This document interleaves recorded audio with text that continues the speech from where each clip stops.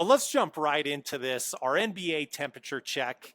And Allan, since this is your first episode, I'm going to throw it to you first. We're going to start in the Eastern Conference. We're going to go from the bottom up. I think I know what you're going to say maybe, but maybe you'll surprise. I don't know. We'll start at 15th, the Washington Wizards. How are we feeling temperature-wise? I hate to be wishy-washy. It depends on what the goal for the Washington Wizards this season is. If it's to get into the Cooper Flagg sweepstakes, they're warm. But, as far as being a cold team, I think they're cold. Although I will say Jordan Poole has improved his play this season, looking more like the guy that played at Michigan. They've balanced that out, though, by Kyle Kuzma throwing up a all-time stinker season so far. That's so cold, but warm for the Cooper Flagg sweepstakes. Yeah, that is an interesting factor I didn't mention is, there is a certain point in tanking where maybe it does give you a little bit of warmth. Justin, we'll throw to you. What are your thoughts on the Washington Wizards? Yeah, I concur. My only issue is, if they are going to be the worst team in the NBA and get Cooper, is whether or not they can actually build a team around him. I mean, they failed with John Wall. They failed with Bradley Beal. I mean, we've seen other teams at this point really do a solid job of building through the draft, kind of taking somewhat that blueprint of the Sixers and applying it to their own team. And I think the Wizards are pretty incompetent. So I'm going to say ice cold at this point, even though they're up to their plan. I just think the organization kind of needs a reawakening, similar to what the Commanders went through, and now look what's happening to them. So maybe they can kind of take a look at their football brethren in terms of some inspiration for improvement. Man, way to inspire some hope there, Justin. I love it. Go ahead, let's continue. Justin, go ahead, give me your thoughts on temperature for the Toronto Raptors, a team we've talked about a lot recently on the show. Yeah, we had the guys from Hello Welcome on our show recently.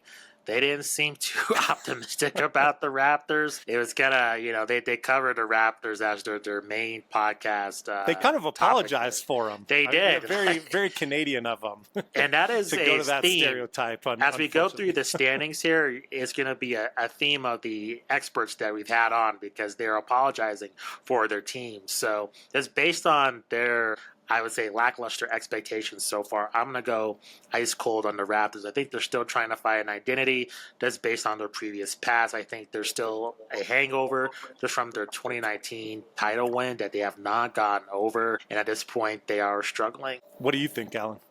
I agree. Ice cold. I think they probably were hoping to be better this year and not be in the running for Cooper Flagg. I think, I don't know what their forward looks like. They've got a lot of money tied up with some guys who I think aren't the guys. Right on. Let's keep moving right into, Allan, I'll go right back to you for your thoughts on the Charlotte Hornets. Maybe my favorite jerseys in the NBA are certainly up there, but not performing as well on the court. How do you feel about temperature for the Hornets? Well, Matt, if you put one of those jerseys on, you're going to give yourself hypothermia. They are ice cold. They didn't bring Charles Lee in to be a bottom 3 team in the East. I think they're headed in the wrong direction, and they think they need some direction. Justin, do you agree? Yeah, I concur. We had James Plowright on recently. He covers the Hornets for Sports Illustrated for their podcast. Again, kind of with the Raptors deal, not optimistic at all. I think the LaMelo experiment has been, I think, a failure, I would say, despite the attention. So, again, it's kind of time to reassess where is this franchise going to be in the next 5 years. And I don't think LaMelo's in the future of their plans, in my opinion. Hey, LaMelo, great for those TikTok highlights, but hey, what do TikTok highlights even mean at this point? I don't know. Everything's different. Justin, go ahead, stay with me for temperature for the Brooklyn Nets. Yeah, they're a tricky team. And maybe Allan can shed some light on this. I really don't know what their plans are as a franchise. I wonder, with the Nets, I'm curious with kind of all their trades, what exactly is their objective? Are they in a similar situation where they're trying to tank? It's so weird because at this point, I don't see them being competitive to be in the play-in tournament. But yeah, I don't think they're good. I think they're enough to play hard every night to not be one of the worst teams in the NBA. So, Justin, is that a confused cold that I'm feeling? Yeah, very confused Okay. cold at this point. Yeah, correct. Alan, what do you think? I'm warm on the Nets. Last year, Ooh, I like ice it. cold. They were going nowhere. This year, they don't have the talent yet, but they have positioned themselves. The Harden trade to Philly is going to net them some really strong draft capital. Getting their picks back from Houston for the Phoenix picks gives them more immediate draft capital, and they don't have to worry about trying to win. I think they're good enough that it's hard for them to tank, and they've got those Knicks picks, which we all know. Well, we'll get to the Knicks later, but I think those Knicks picks could be at least valuable trade chips at some point. So I'm warm. I like Jordy Fernandez, so I think I'm warm on him. All right. I like that. They are an interesting team to look at. And they do still have things they can do. You mentioned that mobility with the picks that they've accrued. So maybe a sneaky warm team. Allan, I'll throw right back to you for maybe the most disappointing team this season, arguably, the Philadelphia 76ers, who sit at 11th in the East right now. Paul George recently saying that he's bored, I guess, and a lot of other things in the headlines. Allan, obviously there's a sense of doom and gloom around the team, but how do you feel temperature-wise with the 76ers? I think the funniest thing to come out of this, honestly, is all of the Philly fans saying James Harden was right. So I think they're cold, and I don't think they have a lot of places to go. And it's not just injuries, but injuries don't help when you have two of your top people are injury prone. I don't know what Daryl Morey does with this team, and quite frankly, I don't expect Daryl Morey to be the one making the decisions after this season as far as this team goes. That's where I sit on it. They're just a disappointment. So you're saying Philadelphia is so bad they are helping James Harden's PR big time. He's had a complete career renaissance, Yeah, as far as his what people think of him. that's true. That's true. Justin, how are you feeling about the 76ers? Yeah, I agree. I think they're pretty ice cold. And a question I want to ask, does Nick Nurse make it through this season? I mean, I'm not optimistic just based on, again, talking to the Hello Welcome guys and what his tenure was in Toronto, just in terms of his demeanor and then them struggling and the coach is the scapegoat. I mean, is he gone? I mean, at this point, there's Embiid's a franchise player. You get Paul George, Tyrese Maxey. I mean, the expectations for them to contend and that they're not even in the ballpark of that. So, you know how that goes. The coach is expendable first. So, I don't know. I think this franchise is in real trouble. I think Embiid, I have to say, he got plenty of run in the Olympics. I was not impressed by his effort. I mean, I've been a big Embiid guy ever since he got into the league. I mean, Matt knows. I mean, I was really happy with him, and we played fantasy basketball. I really enjoyed his output, but I just think kind of his effort. And again, a buddy of ours, Josh, I mean, he always points this out because he lives in the Denver area. Whenever the Sixers come to play Denver, he's mysteriously hurt. I mean, he has a streak of not coming to play Jokic. I mean, that's not a coincidence. I just question this guy's heart. I mean, this guy wants to be the man, and he wants to, be the franchise, and he talks a lot of crap, but I don't see him really backing it up at this point, and I've kind of lost hope. No, good points. I hate mean, to say that. At bare minimum, it's a bad look. Yeah, agreed. Yeah, I mean, at least for all his playoff struggles, Harden showed up. He may not have played well, but he didn't duck anything. Right. We're going to go appropriately so. We'll start with you, Justin, and this, of course, being your team, the Chicago Bulls. Ugh. I think I know what you're going to say before you even say it. I could probably do this segment for you, but probably. But go ahead, give us your temperature. So you know what I'm going to say. I say this every time when we have an expert. They echo my sentiments. This team needs to blow it up, and it's just it's kind of, I hate it because every time the Bulls are discussed, it's just Zach LaVine's having a great stretch. He's doing pretty good. Look at Vucevic. He's doing pretty well. Look at Kobe White. He's doing pretty solid. What are they going to do? Look at Lonzo. It's just this team needs to be blown up and start over from scratch. They need to be terrible for 5 years and build through the draft. That's what it comes down to. And if to play these games of just being in a play-in tournament or just being in the 7th seed, it's a waste of, I think, a lot of Bulls fans' time. I'm just kind of sick of it at this point. So that's my rant. On how do you feel about this team, the Chicago Bulls? Ice cold. Ice cold. They need a new coach, new front office, and new players. Oh Concur. man, a total rehaul coming to Chicago. Justin and Allan can only hope. I can't say I disagree with any of that. So let's keep it moving. And the surprising culture change, maybe Detroit Pistons. Allan, give us your thoughts on them. Warm. I like the Pistons. They're where the Rockets were last year. They're surprising people. They're hovering around in that 500 area. Cade is playing well. He's still maybe not the most efficient player, but he's doing well enough. I like the Pistons. I think they've got a bright future. Justin, how about you? I agree. Warm, and I'm proud of them. I mean, this is a team we covered last year. You know, they're the worst team in the league, but yet, you know, Matt's brought this up. They were one of our highest rated videos. They have a dedicated fan base. They want that team to do well. And they want all those sports franchises to do well. And I'm sure they need to pick me up after the Lions got bounced. So just happy for the Pistons. At least there's some positive momentum on their side. And this young roster is finally seeing their potential, because really, besides, I think, the Celtics, and I will get to the Cavs later, I think there's a lot of room for growth in terms of kind of a new hierarchy, you know, within the NBA. And I think the Pistons can fall into that, especially what we're going to talk about with the Heat. It's kind of cool how the Pistons are intertwined with the Rockets in terms of fanhood. I mean, you've got the Thompson brothers, you've got the draft with Cade and Jalen Green, and I don't know, it's kind of a interesting little sub-story, but we're not here to talk about that. Let's move right on with a team just riddled with drama and gossip and players getting benched and suspended, and I don't know, a whole lot of stuff going on in South Beach right now. Justin, how are you feeling about the Heat? Is it worth panicking over all this Jimmy Butler stuff, or is it maybe there's a bright horizon to come? How do you feel? I think it's time to move on. I hated Jimmy Butler being suspended. I just thought that was stupid.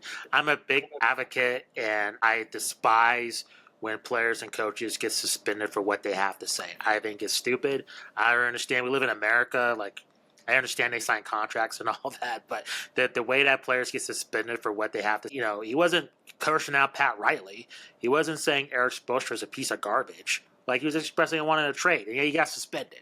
Like, I just think I think that's ridiculous. I think, to me, at least he was a man enough to admit it, compared to other players that are like, oh, I want to be here, and then behind closed doors saying I want to leave. Like, at least he was upfront, so I get the man credit for that. So, to me, I think, and usually it's tricky with the Heat. Through the history of this podcast, I've underestimated them, and then they surprise me. But I think this year I'm absolutely going to be right, where I think once they get rid of Butler, they're headed down to kind of have some soul searching to do. Justin, how dare you for saying all of that? You are suspended for the rest of this show, and we'll talk later. Just kidding, of course. Allan, what's your temperature on the Heat? Let's pour one out for the Heat culture. Right? It's done. It's Jimmy Butler has destroyed Heat culture, and I'm glad to see it go, because I didn't think it was a real thing anyway. I think the Heat are cold. I think they're as weak as Tyler Hero getting thrown across the floor. And so fittingly, the only team with any sort of temperature is a hot temperature, but in all our eyes, because I agree, the Heat are cold. Let's stick with you, Allan, for the Orlando Magic, a team with still a lot of tenacity, a lot of youth, though, some struggles here and there, but I think overall they are still impressing to a lesser degree than last year. But there's been, as with many teams, injury bug and stuff like that. How do you feel about the Orlando Magic? Oh, I'm still warm on the Magic. I think they have a bright future. I think they've got a lot of great talent. I think, again, Matt, you talked about it, injuries. I think Jamal Mosley's done a great job. I mean, they have G League King Trevelyan Queen starting and hitting game winners for them. I mean, that's a testament to good coaching and a team that has good culture and plays together and you know, like a family. I'm warm on the Magic. I don't think this is their year because of the injuries, but I'm super warm, and I think Paolo's awesome. Well said. All right, Justin, you are unbanned from the show. You're back in the mix. What's your temperature on the Magic? I'm out of timeout. Much appreciated. Concur with Allan. Concur with Paolo Banchero as well. This is a rising franchise, and I'm interested to see once they get healthy, the rite of passage games, right? These teams kind of have to go through a crucible to get to the next level. Once they get healthy, I hope we see that with them in terms of kind of taking that next step within that top 4 teams within the East. So very warm on the Magic. Just realizing now that this is our third Southeast Division team in a row. A team that I think you and I thought last year, Justin, would do a lot better than they wound up doing. We weren't the only ones thinking that. But the Atlanta Hawks, who sit at 6th place, Justin, how do you feel about them? Lukewarm. I think the Trae Young era is over. I was really high on Trae Young at one point, but now it's just kind of like, what is this team doing? They kind of feel like Chicago to me on just a little bit higher level. Like, you know what you need to do. You got to move on from this dude and just kind of start from scratch. Like, he's not going to win you a title. He's entertaining to me just because he loves to antagonize certain teams, and I love how he just antagonizes the Knicks fans. That's always entertaining, just in terms of my own wrestling fandom. His inner heel, so to speak, I enjoy that. But in terms of the long-term future, I don't think it's with Trae Young. Gotcha. Allan, how do you feel about the Hawks? I feel the same. Warm. I think they're on a treadmill of mediocrity right now. Yeah, I'll go ahead and say I feel cold about the Hawks. I don't know. This feels a little bit like fool's gold right now with them sitting in 6th place. We'll go ahead and stick with the Eastern Conference. Maybe we'll see. We have yet to hit our first hot team, but how are the Pacers feeling to you, Allan? They're warm. They're not hot. I think last year was an anomaly. I think they got some injury luck and that sort of thing. I like the Pacers. I think Rick Carlisle is an excellent coach. I don't know what their future looks like. I think they've got to figure out, do they want to be like the Hawks and be on that treadmill of mediocrity, or do they start to try to take a swing at upgrading some talent in some of the areas on the team? Yeah. Valid questions. It feels like the Pascal Siakam thing was like a win now type move, but the team wasn't ready to win now. But anyway, Justin, I want your thoughts on the Pacers as well. Yeah, not much to add. Agree with both of you. I mean, they got lucky last year. And again, like Allan said, unless they make some huge roster moves, they're going to be in between 5 and 8. For the future. And that's when they're healthy. So imagine if they get really, really hit with the injury bug, it could get worse for them. But I think they're an overachieving team under the guidance of Rick Carlisle. Sticking in that division, the 4th place Bucks, you've got Giannis, yes, but you've also got Doc Rivers. I don't know. It's been roller coaster. Started the year terribly, winning record now, top 4 seed finally. Justin, how do you feel about the Bucks? I would say warm. Again, I just think with at least Damian Lillard and especially Doc Rivers, they got a lot of baggage. They've won 4 in a row as recording of this podcast, but I mean, at the end of the day, I just feel like it's all going to kind of fall apart at some point, just based on what's happened before. I would have to say, with the teams that are above them, besides the Celtics, if they can keep it together, I can say they can have a pretty deep run if they stay healthy. Like, I'm not a believer we'll get to it with just the Knicks and Cavaliers in terms of kind of a long playoff series. I think it just comes down to who are your players that are most clutch. And I think with the Bucks, and I understand with Doc Rivers, just his play calling and everything, but it's kind of hard to bet against Giannis and Damian Lillard on the same team. So I would say kind of lukewarm, but I would say if they had tougher competition within the conference, I would definitely pick against them. But the teams above them, I'm not really believers in them either, so I think they got a shot. They are interesting for sure. Allan, what do you think about the Bucks? I can't wait for the Bucks to go up 3-1 against the Knicks in the second round, because I think it's just gonna be really funny. I'm lukewarm on them. I mean, Giannis is Giannis, but I think teams will pack the paint. I think they'll throw double teams at him in the playoffs, and I don't trust Doc to be able to scheme his way out of that. I don't trust Doc against a Thibodeau defense or whatever crazy voodoo Joe Mazzulla is going to do. I don't trust Doc's coaching against that, and I don't think they've got enough to stop Cleveland. Fair point. I'll say this too. I feel Damian Lillard is actually somewhat of a liability at this point. I don't know. Let's see how it goes. Allan, sticking right with you for the New York Knicks.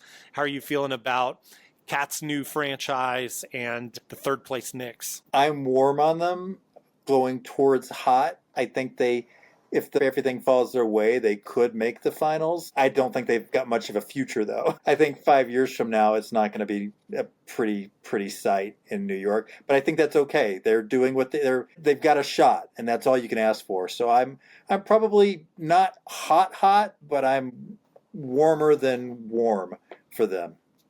Our highest rating so far, I think, of any team we've mentioned. Justin, how are you feeling about the Knicks? I agree with Allan, all those points. I will say, and I know this is kind of like, some people hate this about intangibles and things unexplained in sports. And it works both ways, to the Knicks' advantage and to their disadvantage. But there's just some magic about Madison Square Garden. When teams play, when there's just games on the line, it just feels different when you're compared to playing at the Inuit Dome or in Ball Arena or at Crypto Arena. Like, it's just different. And I just feel like with the Knicks, that magic, one of these days has to go under favor. And that's why I'm kind of like with Allan, kind of warm, leaning towards kind of the hotter side if they stay healthy. Staying right with you, Justin, to their Atlantic Division rival, the Boston Celtics. We know they are stacked. We know they've had injuries as well. Blah, blah, blah. Joe Mazzulla, title last year. Can they repeat? Et cetera, et cetera. Justin, bottom line, how do you feel about the Celtics? Are they still hot? Yeah, they're hot. I think the best team in the NBA when they're fully healthy.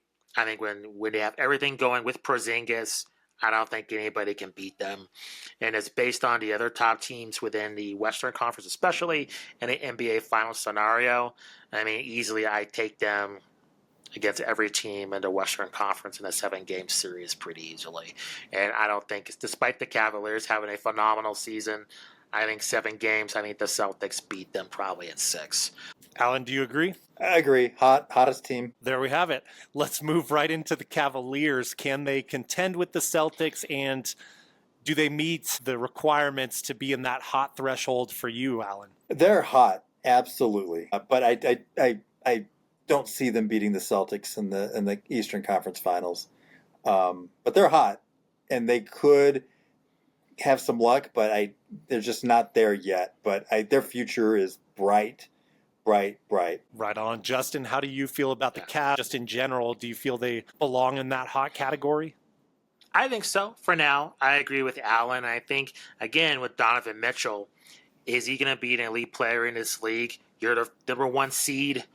There's huge expectations, and you got to go probably against the defending champions in order to get to that promised land. And I think if they get bounced early, if they get humiliated by the Celtics like a sweep or something, underperform, it's going to fall on him. Yeah, I agree with those takes, you guys. It seems like in looking at matchups for the Cavaliers, like they're this team that everybody contributes differently on different nights, but consistently someone is contributing. And I think that's something that we see in NBA history where teams can break that down with strategies in a 7-game series. So I tend to agree with your thoughts about them, at least if they match up with the Celtics. And potentially second round, I'm looking at that if they do end up playing the Bucks, like how will they deal with Giannis for a 7-game series, assuming he's around? Let us know your NBA temperatures in the comments. We always love to hear the feedback and have the discussion, take the discussion to the chat as well. So once again, thank you for being here with us for another episode. We will see you again soon. Peace out.